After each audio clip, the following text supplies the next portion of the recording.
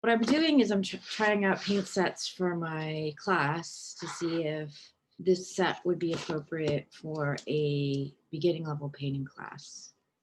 And one of the things that surprised me the most is it's bigger than I thought it was going to be. I thought it was going to be much smaller and only have like half the trays. I have bought the Hemi Gouache before, so this is my Hemi Gouache set. So you can see, though it's half the price, it looks about the same amount of paint, less colors, but about the same amount. So pretty shocked by that. So that's the Hemi. So this is, I haven't opened this yet, so I'm going to try it. I love all the packaging. So this has a top that snaps together, like Tupperware. And if you can see, each one of these paints has a little covering.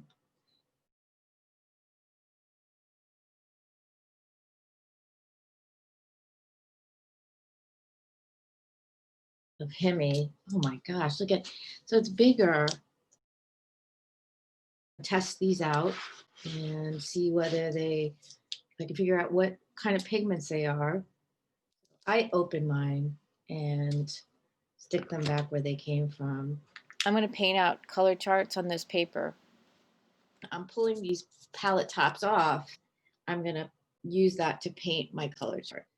I chart a lot, so I make different grids to help me grid out things easy. And I'm going to just use a 1 by 1 inch grid to make this color chart.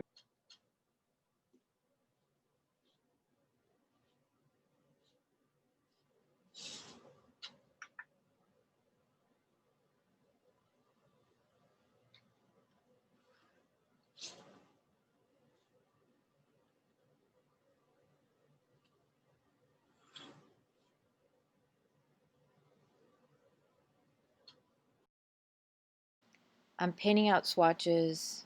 I'm going to start with white.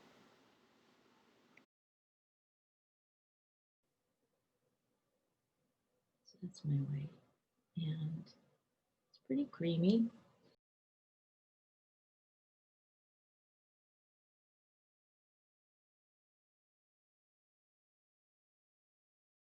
That's the yellow. I'm speeding up the rest of this just to show. That's the yellow ochre, the vermilion. This is the red, that's like a brick red. Here's a green, it's like a grass green. Next is the teal color. Next is the light blue. This is the dark blue.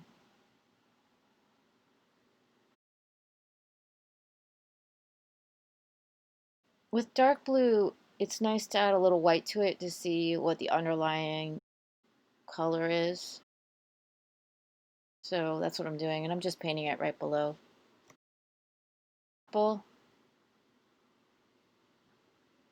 The brown, and the black.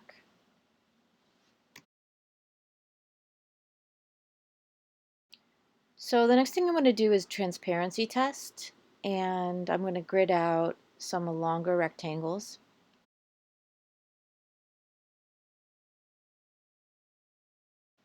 I'm going to draw a black line with a black magic marker, permanent black magic marker down the middle.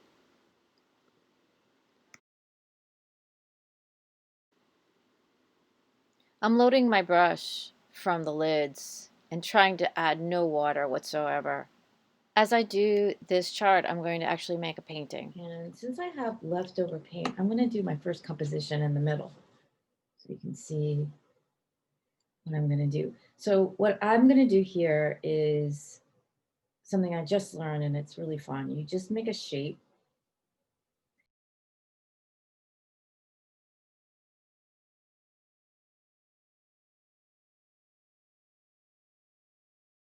And then find the center of the shape and put a triangle in the middle. And then connect the edges of the triangle to the edges of the shape.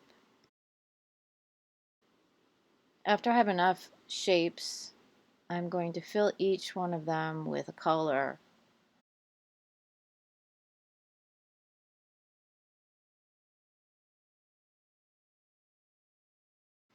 Now I'm using my yellow. I'm going to do my transparency test, adding no water.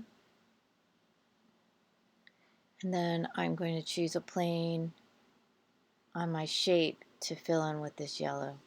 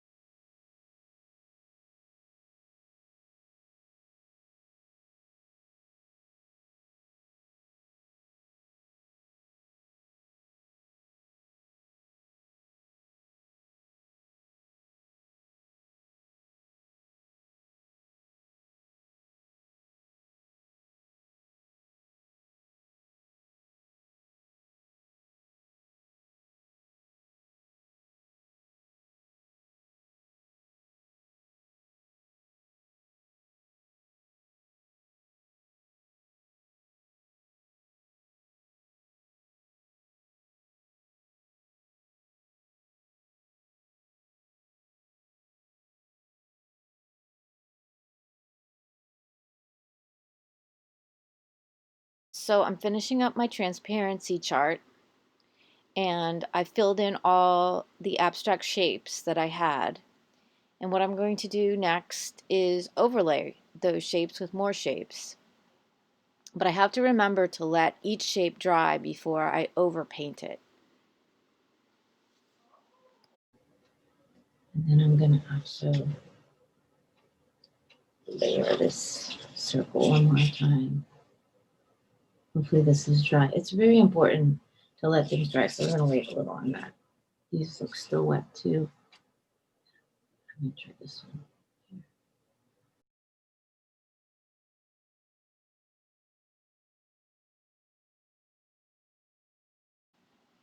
I'm still working from the paint on the lids, just using it all up. And what I tend to do is paint the biggest shapes first and then layer the smaller shapes on top.